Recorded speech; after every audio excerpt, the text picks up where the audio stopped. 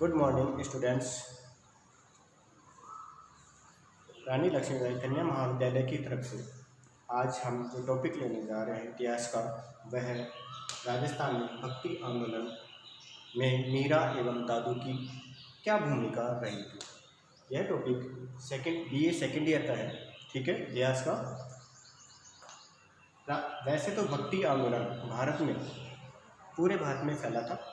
कहते हैं कि दक्षिण भारत से उत्तर भारत में भक्ति आंदोलन आया था। उसके बाद विभिन्न संतों ने अपने अपने तरीके से और अपने अपनी वाणियों के द्वारा समाज में फैली व्याप्त बुराइयों को दूर किया और लोगों को जागरूक किया। उन्हीं में से हमारे जो महान संत हैं वो दादू जी हैं और संत शिरोमणि मीरा है। इन्होंने भी अपने वाणियों के द्वारा और भक्ति वाणी के द्वारा इन्होंने समाज में व्याप्त बुराइयों को दूर किया। जीवन में इनको कई कठिनाइयों का भी सामना करना पड़ा, ठीक है। तो उनमें जो पहला संत लेते हैं हम दादू को लेते हैं। क्वेश्चन अगर आ जाए आपके कि क्वेश्चन ऐसा आ सकता है कि दादू पर टिप्पणी लिखी, या फिर ऐसे आ जाए क्वेश्चन कि दादू एवं मीरा पर विस्तृत लेख लिखी, ठीक है। उसके बाद अगर क्वेश्चन ऐसे आ जाता है तो हमें कोई सब जो अच्छे से याद है, जैसे मीरा के बारे में आपको अच्छे तरीके से याद है तो आपको मीरा पहले ले लेना, या दादू जी के बारे में अच्छी तरह से याद है तो दादू जी को पहले ले लेना। कोई भी जो आपको अच्छे से याद हो उस दौरान, एग्जाम के दौरान, तो वो तुरंत स्टार्ट कर लेना। और आपको भी इसी तरीके से क्वेश्चन, कोई भी क्वेश्चन हो, इसी तरीके से डायग्राम बना के घर पे बैठ के पढ़ना, ठीक है। तो पहले संत जो हमारे राजस्थान के हैं वो है दादू। अब दादू जो थे हमारे निर्गुण संत थे, ठीक है। निर्गुण संत का मतलब यहाँ पर ये है कि वो ईश्वर के निराकार स्वरूप की पूजा करते थे, ठीक है, निराकार स्वरूप को मानते थे। दादू जी का जो जन्म था वो 1601 विक्रम संवत, ध्यान रखना, विक्रम संवत अलग है और ईस्वी अलग है। तो विक्रम संवत 1601 में हुआ। कब हुआ था? बृहस्पतिवार। कब हुआ था? बृहस्पतिवार को। लेकिन ईस्वी में अगर इसको जोड़ेंगे, बताएंगे, तो 1544 ईस्वी में इनका जन्म हुआ था। और वो कहाँ हुआ था? अहमदाबाद में। अहमदाबाद कहाँ पर है? गुजरात, ठीक है। जन्म हो गया। उसके बाद इनका जो पालन पोषण जो किया गया था, कहते हैं, कई इतिहासकार ये कहते हैं कि इनका पालन पोषण लोदीराम नामक ब्राह्मण ने किया था। लोदीराम नामक ब्राह्मण ने किया था। लेकिन कुछ इतिहासकार ये भी मानते हैं कि दादू जी का पालन पोषण किसी मुस्लिम ने किया था, मुसलमान ने किया था, ठीक है। जो भी है, इतिहासकारों में विवादास्पद है, ठीक है। फिर उसके बाद आ जाता है इनके गुरु जो थे, इन्होंने गुरु की, मतलब जो इनको गुरु बने थे, उनका नाम था ब्रह्मानंद। क्या नाम था? ब्रह्मानंद। और ब्रह्मानंद का नाम, वैसे ब्रह्मानंद को बुद्धानंद भी कहते हैं। इनसे इन्होंने शिक्षा प्राप्त की थी। उसके बाद ये घर त्याग कर, घर छोड़कर तपस्या करने के लिए कहाँ चले गए? करडाला गांव में। कहाँ चले गए? करडाला ग्राम में चले गए। और उन्होंने वहाँ पर 6 वर्ष तक घोर तपस्या की, ठीक है। तपस्या करने के बाद इनको जब ज्ञान की प्राप्ति हुई, या फिर इन्होंने अपने उपदेश देना जो शुरू किया, वो किया सांबर से। सांबर जानते हो, जयपुर में है, जहाँ पर सांबर झील भी है, ठीक है। सांबर से इन्होंने प्रारंभ किया, अपने उपदेश देना प्रारंभ किया। इनके शिष्य परंपरा में कुल शिष्य थे 152, जिनमें 152 शिष्यों में 100 तो वैवाहिक थे और 52 प्रमुख शिष्य थे जो अवैवाहिक, क्या थे? जिनकी शादी नहीं हुई थी। इन 52 शिष्यों को 52 स्तंभ भी कहा जाता है। क्या कहा जाता है? इन 52 शिष्यों को 52 स्तंभ भी कहा जाता है। दादू जी की जो कृति है वो दादू जीरा दूहा नाम से प्रसिद्ध है। क्या नाम से प्रसिद्ध है? दादू जीरा दूहा नाम से प्रसिद्ध है। दादू जी ने जो अपनी प्रमुख जो गद्दी या उनका आश्रम था वो स्थापित किया था नरेना में। कहाँ पर स्थापित किया था? नरेना में। और ये नरेना कहाँ पर है? जयपुर में। कहाँ पर है? जयपुर में। हमारे जो संत दादू जी हैं उनको हमारे जैसे भारत के कबीर रुझे हुए हैं, वैसे ही इनको राजस्थान का कबीर भी कहा जाता है। दादू जी को राजस्थान का कबीर भी कहा जाता है। उसी तरह से फिर इन्होंने अपने जो समाज में व्याप्त बुराइयों को दूर करने का प्रयास किया, ठीक है। उनकी मृत्यु हुई दादू जी की मृत्यु 1603 ईस्वी में ज्येष्ठ कृष्ण अष्टमी को हुई थी। कब हुई थी? 1603 ईस्वी में ज्येष्ठ कृष्ण अष्टमी को। ये ध्यान रखना, यहाँ 1601 विक्रम संवत है और ये ईस्वी है।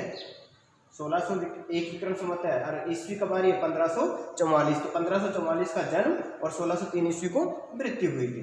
अब इनका दार्शनिक पक्ष लेते हैं। दादू जी का मानना था कि ईश्वर और जो आत्मा है वो एक ही है और आत्मा परमात्मा में विलीन हो जाती है। दार्शनिक जीव और अजीव, ठीक है, ये सभी ईश्वर की जो लीला है वो ही आत्मा के रूप में दर्शाई गई है। जीव है, अजीव है, ठीक है, वनस्पति है। उसी तरह से उन्होंने कहा कि ईश्वर क्या है? ईश्वर, उन्होंने कहा कि निराकार ईश्वर है, परमात्मा है और हम जो आत्मा है वो उसी में विलीन हो जाते हैं। दादू का साधना पक्ष था। दादू जी का मानना था कि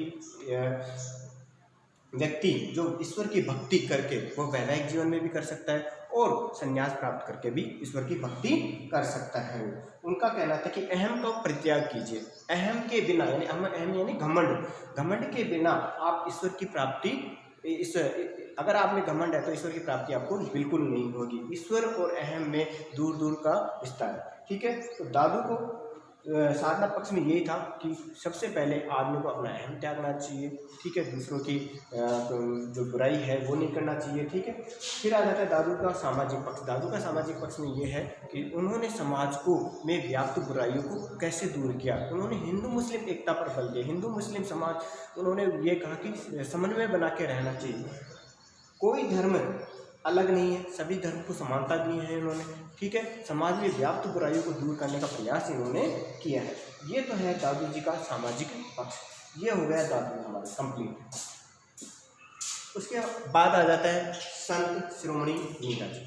संत शिरोमणि मीरा भी जो थी वो राजस्थान की राधा कहलाती है। क्या कहलाती हैं? राजस्थान की राधा कहलाती है। ये सगुण भक्ति को महत्वता देती थी। सगुण भक्ति यानी कि ईश्वर के साकार रूप को महत्व देती थी।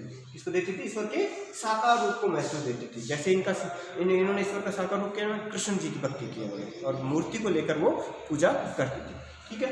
इनका जन्म मीराबाई का जन्म हुआ था 1498 कुड़की ग्राम में। कहाँ हुआ था? 1498 कुड़की ग्राम में। वो कुड़की ग्राम कहाँ पर है? पाली में। कहाँ पर है? पाली में। आप जानते हो मेरे संत शिरोमणि मीराबाई को अपने जीवन में अनेक कठिनाइयों का सामना करना पड़ा, ठीक है। पारिवारिक जो माहौल था, राजपूताना था, एक तरह से कृष्ण भक्ति वैष्णव धर्म में उनका विश्वास था, ठीक है। इनके पिता का नाम जो था रतन सिंह था, ठीक है। क्या नाम था? रतन सिंह। और मीराबाई का जो जन्म का नाम था, उपनाम था, उनको पेमल कहा जाता था। क्या कहा जाता था? पेमल कहा जाता था।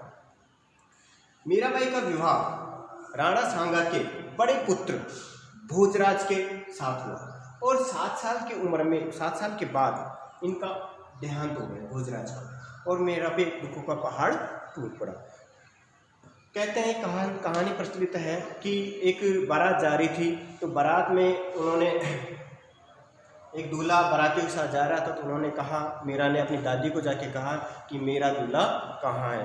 तो उन्होंने, दादी ने कहा कि तेरा दूल्हा तो राधा गोपाल है, राधा गोपाल है। तो उन्होंने जब से गोपाल की यानी कृष्ण भक्ति में लीन हो गई, ठीक है। इनके देवर थे विक्रमादित्य, जो मीराबाई को अनेक कष्ट दिए थे इन्होंने, विक्रमादित्य ने। और मीराबाई, अब ध्यान रखना यहाँ पे शिक्षक और गुरु।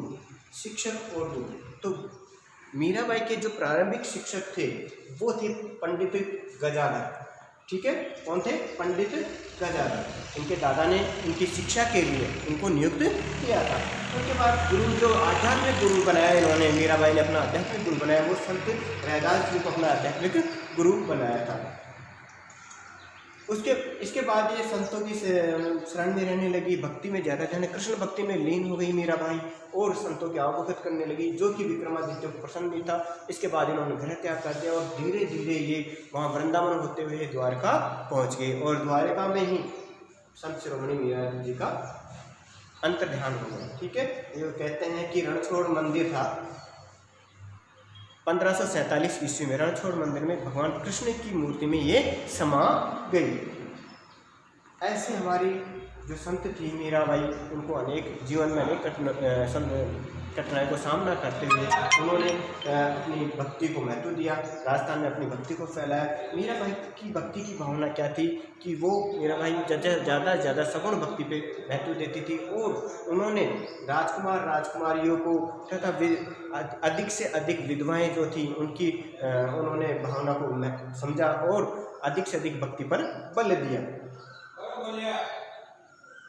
मीरादासी संप्रदाय, कहते हैं कि मीरादासी संप्रदाय हुआ था। एनसाइक्लोपीडिया ऑफ उसमें बताया गया कि बुक में कि भाई मीरादासी संप्रदाय था, लेकिन ऐसा नहीं है। मीरादासी संप्रदाय नहीं स्थापित हुआ था। मीरा ने तो बेबाक होके अपने जो वचनों को या दोहों का या समाज में व्याप्त बुराइयों को दूर किया, अधिक से अधिक राजकुमार और राजकुमारियों को उन्होंने प्रभावित किया, विधवाओं को प्रभावित किया, ठीक है। और मीरादासी संप्रदाय के कोई इसके साक्ष्य मिलते नहीं है, लेकिन हमें केवल ये मिलता है कि उन्होंने अपने प्रवचनों से बहुत से लोगों स्त्रियों को प्रभावित किया।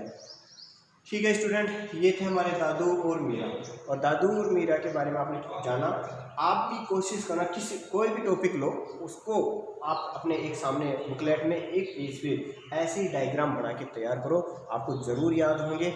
अगली क्लास में हम ज़रूर जल्दी ही मिलते हैं। ठीक है, थैंक यू।